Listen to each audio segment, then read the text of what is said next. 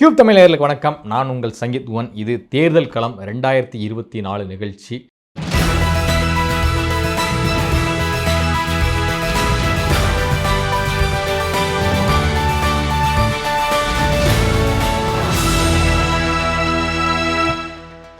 நாடாளுமன்ற தேர்தலுக்கு இன்னும் 2 மாதங்கள் தான் இருக்குது. 2 மாதம்னு கூட சொல்ல முடியாது. இன்னும் சில தினங்களில், சில வாரங்களில் தேர்தல் ஆணையம் தேர்தல் தேதிகளை அறிவிக்கலாம். ஸோ என்னைக்கு தேர்தல் நடக்க போகுது ஒவ்வொரு மாநிலத்துக்கும், அதன் பிறகு வாக்கு எண்ணிக்கை என்னைக்கு நடக்க போகுது அப்படிங்கிறத கூடிய சீக்கிரத்தில் அறிவிக்க இருக்காங்க இந்திய தேர்தல் ஆணையம்.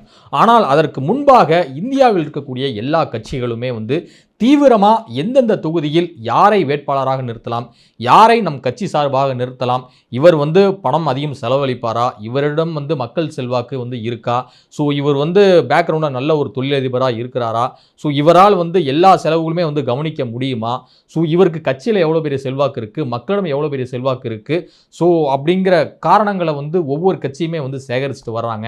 ஸோ யாரை வேட்பாளராக டிக் பண்ணலாம் அப்படிங்கிற ஒரு சூழ்நிலையை நகர்த்திட்டு போயிட்டே இருக்காங்க எல்லா கட்சிகளுமே. அதை தாண்டி இந்தியா கூட்டணியில் இருக்கக்கூடிய திமுக இப்பவே தேர்தல் பணிகளை தீவிரமாக தொடங்கிட்டாங்க. ஏற்கனவே தேர்தல் அறிக்கை குழு, அப்புறமேல் தேர்தல் பேச்சுவார்த்தை குழு அப்படின்னு சொல்லிட்டுலாம் தேர்தல் பொறுப்பாளர்களாக நியமித்து அது ஒரு பக்கம் தீவிரமாக வேலை செஞ்சுட்டு வராங்க. அதை நம்மளே பார்க்க முடியுது.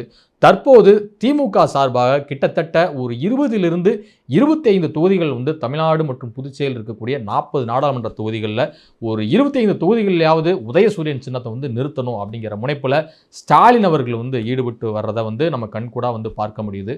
அப்படிப்பட்ட இந்த வேளையில் பெரம்பலூர் தொகுதி தமிழ்நாட்டில் ஒரு முக்கியமான ஒரு தொகுதியாக, பார்லிமெண்ட் தொகுதியாக அறியப்படுது. இந்த பெரம்பலூர் தொகுதியில் யாரை திமுக சார்பாக வேட்பாளராக முன்னிறுத்தலாம் அப்படிங்கிற பேச்சு அடிபட, ஸோ கூடுதல் தகவலை பெறணும் அப்படின்னு சொல்லிட்டு சிலர்கிட்ட விசாரிக்கும் போது என்ன சொல்கிறாங்க அப்படின்னா, பெரம்பலூர் தொகுதியில் தற்போது நகர்ப்புற வளர்ச்சித்துறை அமைச்சராக இருக்கக்கூடிய KN நேரு அவருடைய மகன் KN அருண் நேரு தான் திமுக சார்பில் களமிறங்க போகிறார் அப்படிங்கிற ஒரு தகவல் வெளியாகிட்டு வருது. ஸோ அது மட்டும் இல்லாமல் சில ஊடகங்களில் கூட உத்தேச பட்டியல் வெளிவந்தது. நம்முடைய ஊடகத்தில் கூட உத்தேச பட்டியல் எல்லாமே போட்டிருந்தோம். கிட்டத்தட்ட அருண் நேரு அவர்களுக்கு பெரம்பலூர் சீட்டு கன்ஃபார்ம்பா, இந்த முறை தன்னுடைய பையனை டெல்லிக்கு எம்பியாக அனுப்பணும் அப்படின்னு சொல்லிட்டு KN நேரு அவர்கள் ஆசைப்படுவதாகவும் ஒரு தகவல் வந்துட்டு இருக்கு. KN நேரு அவருடைய மகன் அருண் நேரு அவருடைய பின்புலம் என்ன, ஏன் பெரம்பலூர் தொகுதியை குறி வச்சு நிற்கிறாங்க, திருச்சி தானே KN நேரு அவர்களுக்கு சொந்த ஊர், அதை விட்டுட்டு ஏன் பெரம்பலூர் தொகுதியில் தன்னுடைய பையனை நிறுத்துறாரு அப்படிங்கிற கேள்வி எல்லோருக்குமே எழலாம். ஸோ அதுக்குண்டான விஷயத்த நான் சொல்ல வர்றேன். என்ன அப்படின்னா, KN நேரு அவருடைய சொந்த ஊர் காணக்கிளியநல்லூர், திருச்சி மாவட்டம். இந்த காணக்கிளியநல்லூர் எந்த சட்டமன்ற தொகுதியில் வருது அப்படின்னா லால்குடி. இந்த லால்குடி சட்டப்பேரவை தொகுதி பெரம்பலூர் பார்லிமெண்ட் தொகுதிக்குள்ள அடங்குது. இது ஒரு முக்கியமான ஒரு விஷயம். ஏற்கனவே KN நேரு அவர்கள் 1989, 91, 96 இது போன்ற காலங்கள்லாம் பார்த்தீங்கன்னா தன்னுடைய சொந்த தொகுதியான லால்குடியில் தான் MLA சீட்டுக்கு போட்டியிட்டு அங்கே வெற்றியும் பெற்றிருக்கிறார், அங்கே தோல்வியும் பெற்றிருக்கிறார். அதற்கு அடுத்த காரணம் என்ன சொல்லப்படுது அப்படின்னா, 2009க்கு முன்பு பெரம்பலூர் தொகுதி தனி தொகுதியாக இருந்தது. தொகுதி மறுசீரமைப்புக்கு பிறகு பெரம்பலூர் தொகுதி பொது தொகுதியாக மாறுது. அது மட்டும் இல்லாமல் 2009ஆம் ஆண்டு நடிகரும் முன்னாள் தென்னிந்திய திரைப்பட நடிகர் சங்கத்தினுடைய துணைத் தலைவரும் முன்னாள் மத்திய அமைச்சருமான திரு நெப்போலியன் அவர்கள் அங்கே போட்டியிட்டார். நெப்போலியன் வேறு யாரும் அல்ல, KN நேரு அவருடைய உறவினர். ஸோ 2009 பெரம்பலூர் தொகுதியில் MP சீட்டு வாங்கிறதுக்கு நெப்போலியன் அவர்களுக்கு கிடைக்கிறதுக்கு முக்கியமான காரணமாக இருந்தவர் அன்றைய போக்குவரத்து துறை அமைச்சர் KN நேரு, இன்றைக்கு அவர் நகர்ப்புற வளர்ச்சித்துறை அமைச்சர். அதே சமயம் தன் உறவினர் அங்கே ஜெயிச்சாரு. அந்த எலெக்ஷன்லேயே பார்த்தீங்கன்னா KN நேரு அவருடைய தம்பி KN ராமஜெயம் அவர்கள் 2009 எப்படியாவது நம்ம MP சீட்டை பிடிச்சி நம்ம டெல்லிக்கு போகணும் அப்படின்னு சொல்லிட்டு அப்போவே அவர் ஆசைப்பட்டார். ஆனால் அதன் பிறகு KN நேரு அவர்கள் நெப்போலியனுக்கு தான் சீட்டு அப்படின்னு சொல்கிறாங்க, தயவுசெய்து நீ ஒதுங்கி அடுத்த டைம் பார்த்துக்கலாம் அப்படின்னு சொன்னதன் காரணமாக அவரும் அப்புறம் காம்ப்ரமைஸ் ஆகிட்டு சரி பெரம்பலூர் தொகுதி பொறுப்பாளராக வேலை செய்வோம்னு சொல்லிட்டு தேர்தல் பணிகளை பயங்கரமாக கவனிச்சார் கட்சிக்காரங்கள்ட்ட. ஆனால் இப்போ KN நேரு அவர்கள் என்ன நினைக்கிறாங்க அப்படின்னா, தன்னுடைய பையனை அருணை எப்படியாவது இந்த முறை பெரம்பலூரில் MP ஆக்கி டெல்லிக்கு அனுப்பிடணும் அப்படிங்கிறது நினைக்கிறாரு. இதன் காரணமாக பெரம்பலூர் தொகுதியில் கிட்டத்தட்ட 6 சட்டசபை தொகுதிகள் வருது. என்னென்ன அப்படின்னா, திருச்சி மாவட்டத்தில் இருக்கக்கூடிய லால்குடி, மண்ணச்சநல்லூர், முசிறி, துறையூர், மற்றும் கரூர் மாவட்டத்தில் இருக்கக்கூடிய குளித்தலை சட்டமன்ற தொகுதி, அதன் பிறகு பெரம்பலூர் சட்டமன்ற தொகுதி, இந்த 6 தொகுதியிலும் சேர்ந்ததான் பெரம்பலூர் பார்லிமெண்ட். அது மட்டும் இல்லாமல் இந்த 6 சட்டமன்ற தொகுதிகளும் வந்து பார்த்தீங்கன்னா திமுக கைவசம் இருப்பது திமுகவுக்கு ஒரு ப்ளஸ்ஸாக பார்க்கிறாரு KN நேருவும் மு.க. ஸ்டாலின் அவர்களும். இதன் காரணமாக தன் பையனை இங்கே நிறுத்தம் வச்சோம் அப்படின்னா நிச்சயமாக வெற்றி பெற்று விடலாம் அப்படிங்கிற ஒரு காரணமும் பரவலாக வந்து உடன்பிறப்புகள் மத்தியில் சொல்லப்படுது. இன்னொரு விஷயம் என்ன அப்படின்னா 2020 வந்து நேரு அவர்களுடைய பையனை நேரு அவர்கள் டைரெக்டாக நீ வந்து இறங்கி நீ வேலை செய்ய ஆரம்பிச்சிரு அப்படின்னு சொல்லிட்டு உத்தரவிட்டிருந்தாரு. இது மட்டும் இல்லாமல் KN ராமஜெயம் எப்படி ஒரு தொழிலதிபராக நேரு அவர்களுக்கு பக்கபலமாக இருந்தாரோ அதே மாதிரி அருண் நேரு அவர்களும் தன்னுடைய தந்தையான நேருவுக்கு பக்கபலமாக இருக்கிறாரு. இன்னொரு விஷயம் இதில் குறிப்பிடணும்னு விரும்புகிறேன்.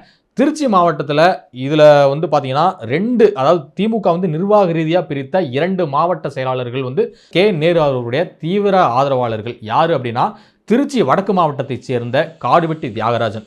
இவர் தற்போது முசிறி தொகுதி MLAவும் இருக்கிறாரு. இவர் கண்ட்ரோலில் முசிறி, துறையூர், மண்ணச்சநல்லூர் ஆகிய 3 சட்டமன்ற தொகுதிகள் வந்து வருது. அப்புறமேலு லால்குடி சட்டமன்ற தொகுதி வந்து பார்த்தீங்கன்னா திருச்சி மத்திய மாவட்ட செயலாளரான வைரமணி அவருடைய கண்ட்ரோலில் வந்து வருது. இவங்க 2 பேருமே நேருவோட தீவிர விசுவாசிகள் என்பதால் இவங்க 2 பேருமே இவங்க அடிக்கிற கட்சி போஸ்டாக இருக்கட்டும், பேனராக இருக்கட்டும், கல்யாணம், காது ஊத்து, ஒரு சடங்கு, வேறு ஏதோ ஒரு பல்வேறு சுப நிகழ்ச்சிகள் அப்படின்னு சொல்லிட்டு கட்சிக்காரங்க வீட்டில் என்னென்ன நிகழ்ச்சிகள் நடக்குதோ எல்லா நிகழ்ச்சிகளுமே போஸ்டரில் வந்து அருண் நேரு அவர்கள் வந்து ஒரு திமுகவின் அடிப்படை உறுப்பினராக தான் இருக்கிறாரு. ஆனால் அதை தாண்டி மாவட்ட செயலாளர் ஃபோட்டோ எவ்வளோ பெருசு இருக்கோ அந்த அளவுக்கு அருண் நேரு அவருடைய முகமும் அதே சைஸில் வந்து போஸ்டர்லேருந்து பேனர்லேருந்து எல்லாமே வச்சு அவர் வந்து சிறப்பிச்சுட்டு வராங்க. 2020ஆம் ஆண்டு அருண் நேரு அவர்கள் தன்னுடைய பிறந்தநாளை முன்னிட்டு கிட்டத்தட்ட 5000க்கும் மேற்பட்ட திமுகவினருக்கு திருச்சி மாவட்டத்தில் ஒரு மிகப்பெரிய விருந்து வச்சார். ஸோ அப்போவே வந்து முடிவு பண்ணிட்டாங்க. அப்போ இவர் வந்து பெரம்பலூர் பார்லிமெண்ட்டை வந்து எதிர்பார்க்குறாரு. ஸோ நேரு அவர்களுக்கு பிறகு தீவிர அரசியலில் வந்து அவருடைய பையன் அருண் வந்து ஈடுபட போகிறாரு அப்படின்னு சொல்லிட்டு அப்போவே திமுக உடன்பிறப்புகள் எல்லாமே பேச ஆரம்பித்தாங்க. அப்போ இன்னொரு விஷயம் சொல்லப்பட்டது, திருச்சி மேயராக வந்து அருண் நேரு அவர்கள் வருவார் அப்படின்னு சொல்லிட்டு. ஆனால் அருண் நேரு அவர்களுக்கு உள்ளாட்சி எலெக்ஷனில் நிற்கிறதுல விருப்பம் இல்லை, நம்ம எம்பிக்கு நிற்கலாம் இல்லைனா MLAக்கு நிற்கலாம் அப்படிங்கிற ஒரு ஐடியா தான் இருந்தார். 2019ஆம் ஆண்டு நாடாளுமன்ற தேர்தலில் அருண் அவர்களை வந்து பெரம்பலூர் பார்லிமெண்ட்டில் வந்து நம்ம கேண்டிடேட்டாக நிற்க வைக்கலாமா அப்படின்னு சொல்லிட்டு நேரு அவர்கள் ஆலோசிச்சுட்டு இருக்கும்போது அப்போ வந்து என்ன திமுக தலைமை முடிவெடுத்தது அப்படின்னா IJK சார்பாக பாரிவேந்தர் அவர்கள் ஒரு சீட்டை வந்து எதிர்பார்க்கிறாரு. அதன் காரணமாக உங்கள் பையனுக்கு அடுத்த முறை சீட்டை கன்ஃபார்ம் தந்துடலாம், அதனால் இந்த முறை நீங்கள் விட்டு கொடுக்கணும், பாரிவேந்தர் அவர்களுக்காக இந்த முறை நீங்கள் வேலை செஞ்சு அவர் ஜெயிக்க வைக்கணும் அப்படிங்கிற ரீதியில் ஸ்டாலின் அவர்கள் நேரு அவரிடம் சொல்ல, சரிங்க நிச்சயமாக நான் பண்ணி கொடுத்துட்றேன், அடுத்த முறை என் பையனுக்கு கண்டிப்பாக நீங்கள் சீட் தந்துடுங்க அப்படின்னு சொல்ல, நிச்சயமாக உங்களுக்கு தாங்க சீட்டு அப்படின்னு சொல்லிட்டு அப்போவே சொல்லப்பட்டதாகவும் ஒரு கூடுதல் தகவல் வந்துட்டுருக்கு. அப்படி பார்க்கும்போது நேரு அவருடைய மகன் அருண் நேரு தான் இங்கே வந்து களம் காண போகிறாரு. அது மட்டும் இல்லாமல் இங்கே அருண் நேரு அவர்கள் ஒரு கூடுதல் பலமாக அந்த தொகுதியில் பார்க்குறது என்ன அப்படின்னா, இங்கே பெரம்பலூர் தொகுதியை பொறுத்த வரைக்கும் முத்திரையர் சமூக வாக்குகள் வந்து ஒரு பெரும்பான்மையான வாக்குகளாக வந்து இருக்குது. அதற்கு அடுத்தடுத்த நிலைகளில் வந்து பார்த்திங்கன்னா ரெட்டியார், உடையார், பட்டியலின சமூகம், அப்புறம் கிறிஸ்தவர்கள், முஸ்லீம்களுடைய மற்றும் இன்ன பிற சமூகங்களுடைய வாக்குகள் வந்து இங்கே கணிசமான எண்ணிக்கையில் வந்து இருக்குது. ஸோ இவர் ரெட்டியார் சமூகத்தை சார்ந்ததன் காரணமாக இவர் வந்து தனக்கான ஓட் பேங்க் வந்து லால்குடி, துறையூர் இன்னும் பல பகுதிகளில் வந்து நமக்கு கிடைக்கும் அப்படிங்கிற இதில் ஒரு நம்பிக்கையோடு இருக்கிறாரு. இதுவும் ஒரு காரணமாக வந்து சொல்லப்படுது. பெரம்பலூர் தொகுதியில் ஒட்டுமொத்தமாக எல்லா சமூகமும் அரவணைச்சு செல்லக்கூடிய ஒரு அரசியல் முகமாக நேரு அவர்கள் இருக்கிறாரு. அவருடைய ஆதரவாளர்கள் எல்லாருமே மாவட்ட செயலாளர் இருக்கிறனால இந்த முறை கன்ஃபார்ம் வின் தான் அப்படிங்கிற ரீதியில் இவங்களும் வந்து களமிறங்கியிருக்காங்க. ஸோ பொறுத்திருந்து பார்க்கலாம் என்ன நடக்குது அப்படின்னு சொல்லிட்டு. ஆனால் அதையெல்லாமே தாண்டி இன்னைக்கு திமுக மீது மக்கள் பிரச்சனை சார்ந்து சில விஷயங்களில் தவறான முடிவுகள்லாம் எடுக்கிறாங்க, ஆட்சி நிர்வாகத்தின் மீது குறைபாடு இருக்குது அப்படின்னு சொல்லிட்டு எதிர்க்கட்சி தலைவர் எடப்பாடி பழனிசாமியிலிருந்து பல்வேறு எதிர்க்கட்சி தலைவர்கள் வந்து குற்றம் சாட்டிட்டு வராங்க. ஆனால் இதையெல்லாமே தாண்டி திமுகவுக்கு இந்த தொகுதி எப்படி இருக்குது அப்படின்னு பார்த்தா கிட்டத்தட்ட ஒரு ப்ளஸ் பாயிண்ட்டாக தான் இருக்குது. ஏன்னா 6 சட்டசபை தொகுதிகளுமே திமுக MLAவாக இருக்கிறது அப்படிங்கிறது இந்த கட்சிக்கு ஒரு கூடுதல் பலமாக பார்க்கப்படுது. ஆடியன்ஸ் சில பேர் வந்து கேட்கலாம், ஏப்பா திமுகவில் வந்து பெரம்பலூர் தொகுதியில் ஆளே இல்லையாப்பா அப்படின்னு சொல்லிட்டு. ஏன் அருண் நேரு வந்து ஒரு புதியவருக்கு வந்து இப்போதைக்கு வாய்ப்பு கொடுக்குறாங்க? அவர் வந்து என்ன கட்சி பணியாற்றினார்? அவர் வந்து சாதாரண உறுப்பினர் தானே. அவங்க அப்பா வந்து அமைச்சராக இருந்தார், மாவட்ட செயலாளர் இருந்தார், இப்போ வந்து கட்சியோட முதன்மை செயலாளராக இருக்கிறாரு. அந்த ஒரு காரணம் மட்டும் போதுமா? அமைச்சருடைய மகன் அப்படிங்கிறதுக்காகவே சீட்டை தூக்கி கொடுத்துருவாங்களா அப்படின்னு சொல்லிட்டு நிறைய பேர் உங்களுக்கு வந்து கேள்வி எழும்பலாம். ஆனால் அதையெல்லாமே தாண்டி இங்கே ஒரு முக்கியமான விஷயம் வந்து பார்க்கப்படுது திமுகவினர் மத்தியில். என்ன அப்படின்னா, நேரு அவர்கள் 2016 திருச்சி மேற்கு தொகுதியில் வெற்றி பெற்ற பிறகு அவர் வந்து மாவட்ட செயலாளர் பணியாற்றிட்டு வர்றாரு. அதன் பிறகு மாநில அரசியலுக்கு ஸ்டாலின் அழைத்ததன் காரணமாக அவர் திமுகவின் முதன்மை செயலாளராக வந்து பொறுப்புக்கு வர்றாரு. டோட்டலா எல்லா மாவட்ட பொறுப்புகளையும் வந்து கவனிக்க வேண்டிய பொறுப்பு வந்து நேருட்டு வந்து கொடுக்கப்படுது. இதன் காரணமாக சொந்த தொகுதி மக்களையும் நம்ம பார்க்கணும் அப்படிங்கிற ரீதியில் இவர் வந்து சென்னைக்கு வரும்போதும் சரி, வெளி மாவட்ட பயண விஷயமா, கட்சி விஷயமா வெளியூருக்கு போகிற மாதிரி இருந்தால் திருச்சி மேற்கு தொகுதியில் தன்னுடைய அலுவலகத்தில் வந்து பார்த்தீங்கன்னா அருண் நேரு அவர்களை வந்து அமர வச்சுட்டு எந்த பிரச்சனையாக இருந்தாலும் நீ உடனே சரி பண்ணி கொடு அப்படின்னு சொல்லிட்டு உத்தரவிட்டிருந்தார். அதன் காரணமாக தொடர்ந்து 2016 தன்னுடைய அப்பா அலுவலகத்தில் வந்து யார் நேரு அவர்கள் வந்து இல்லாத போது கூட கட்சி உடன்பிறப்புகள் எல்லாருமே வந்து இவரை போய் சந்திக்கிறது ஒரு வழக்கமாக வச்சுருந்தாங்க. ஸோ அப்போவே வந்து முடிவு பண்ணாங்க. ஸோ நேரு அவர்கள் வந்து அடுத்து வாரிசு வந்து களம் இறக்கிட்டார் அப்படின்னு சொல்லிட்டு போன முறை நிச்சயமாக எம்பி தேர்தலுக்கு நின்றுப்பார். ஆனால் அந்த முறை வந்து ஸ்டாலின் அடுத்த முறை பார்த்துக்கலாம் அப்படின்னு காரணமாக இந்த முறை கன்ஃபார்ம் சீட்டுன்னு சொல்கிறாங்க. கடந்த முறை 2019 நாடாளுமன்ற தேர்தலில் திமுக கூட்டணி இங்கே எவ்வளோ ஓட்டு வாங்கியிருந்தது அப்படிங்கிறத பார்க்கலாம். திமுக கூட்டணியில் இந்திய ஜனநாயக கட்சி வந்து அங்கே போட்டியிட்டது. உதயசூரியன் சிம்பிளில் வந்து பச்சமுத்து என்கிற பாரிவேந்தர் வந்து போட்டியிட்டார். உங்களுக்கு எல்லோருக்குமே தெரியும், SRM கல்வி குழுமத்தினுடைய தலைவர் அவர் தான். பாரிவேந்தர் அவர்கள் எவ்வளோ ஓட்டு வாங்கியிருந்தார் அப்படின்னா 6,83,697 வாக்குகள் வந்து வாங்கியிருந்தார். அதற்கு அடுத்ததாக 2ஆம் இடத்தில் அஇஅதிமுகவை சேர்ந்த முன்னாள் அமைச்சர் NR சிவபதி அவர்கள் 2,80,179 வாக்குகள் வந்து வாங்கி 2ஆம் இடம் பிடிச்சிருந்தார். அதற்கு அடுத்ததாக 3ஆம் இடத்தில் நாம் தமிழர் கட்சியைச் சேர்ந்த சாந்தி அவர்கள் 53,545 வாக்குகள் பெற்று 3ஆம் இடம் வந்து பெற்றிருந்தார். ஸோ இது எல்லாமே தாண்டி அந்த டைம் வந்து திமுக கூட்டணிக்கு தமிழ்நாட்டில் ஒரு வலுவான சப்போர்ட் வந்து இருந்தது. ஸோ இதை எப்படி இந்த தேர்தலில் வந்து அவங்க எதிர்கொள்ள போகிறாங்க?